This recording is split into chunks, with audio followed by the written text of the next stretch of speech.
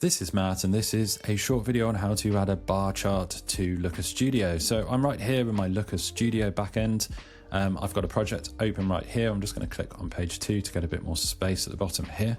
So in order to add this, we're going to come up to add a chart. And now we are looking for bar. So there's a whole load of different bar charts for you to choose from here. Loads of other different types of charts as well, of course. And we're going to click on vertical bar chart just for the purposes of this video. So let's now we have to drop it into somewhere where it will render. So we can click there and then we can resize the thing, we can move it around.